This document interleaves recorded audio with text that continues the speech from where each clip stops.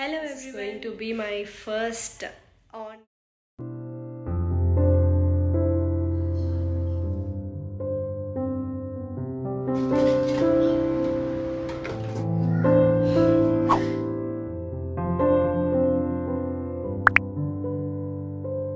Hello everyone.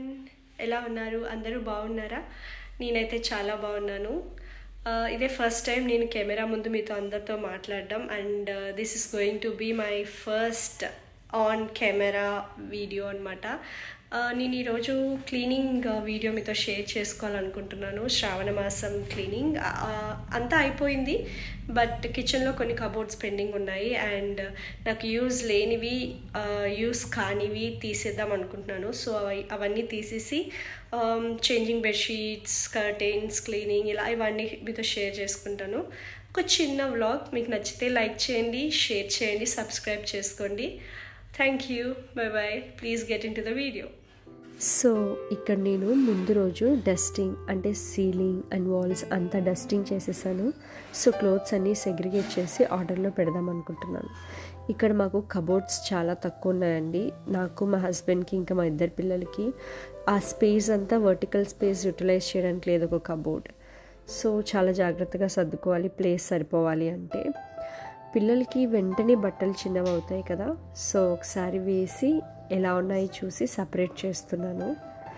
పిల్లల బట్టలు festivals అప్పుడే కాకుండా రెగ్యులర్గా చెక్ చేసుకుంటూ ఉండాలి, లేకపోతే కొన్ని వేయకుండానే చిన్నవి అయిపోతాయి కదా, అప్పుడు మళ్ళీ బాధపడాలి.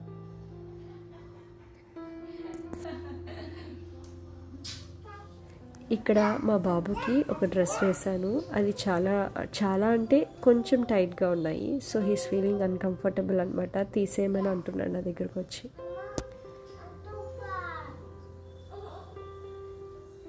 ఈ బట్టలన్నీ తీసిన తర్వాత చాలా క్లోత్స్ వచ్చాయండి.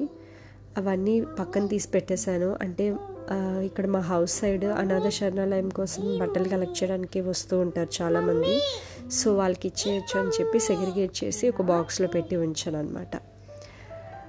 He's trying all the caps. బయటికి అన్నీ తీసాను కదా, క్యాప్స్ అన్నీ పెట్టుకొని ట్రై చేద్దామని చూస్తున్నాడు ఇక్కడ.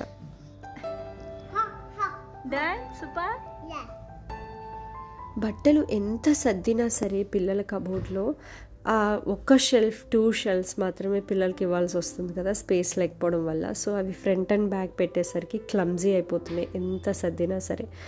ఒక్కళ్ళ హ్యాండ్ మీదే ప్రతిదీ నడిస్తే వెల్ అండ్ గుడ్, నీట్గానే మెయింటైన్ అవుతూ ఉంటాయి. బట్ మా పాప కొంచెం పెద్దదైంది కదా, so she's taking by her self అనమాట. క్లోత్స్ తనకి తనే తీసివేసుకుంటుంది.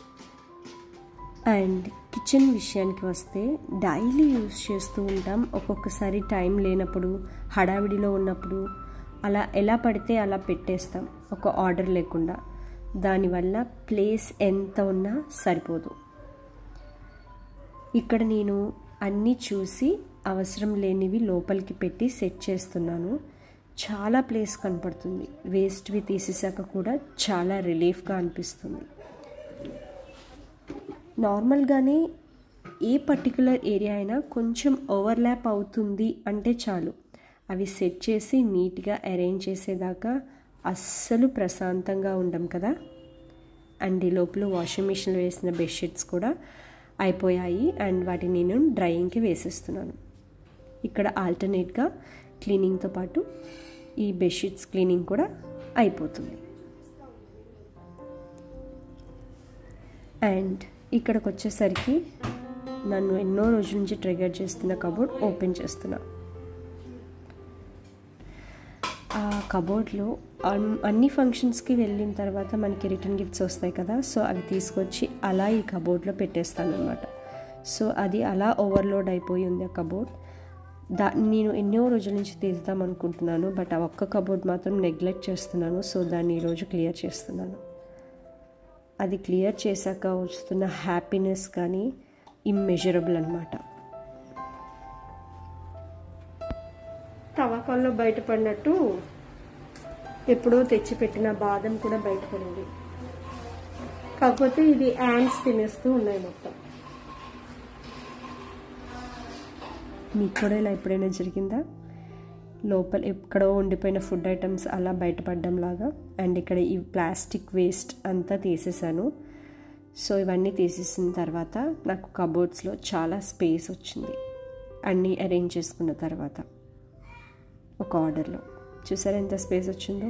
బిఫోర్ ఇదంతా క్లమ్జీగా ఓవర్లాప్ అయిపోయి పడిపోతూ ఉండేవి. ఇప్పుడు చాలా స్పేస్ కనిపిస్తుంది అండ్ నా హార్ట్ కూడా ఫ్రీగా ఉంది. ఆల్టర్నేట్గా ఇక్కడ మా అమ్మ గోరింటాకు రుబ్బింది, సో అది అప్లై చేసుకుంటున్నాను.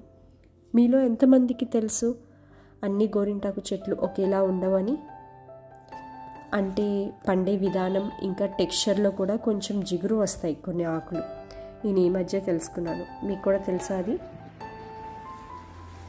సో ఇదండి నా వ్లాగ్. ఎలా అనిపించింది? మీకు నచ్చితే కనుక please like, share and subscribe.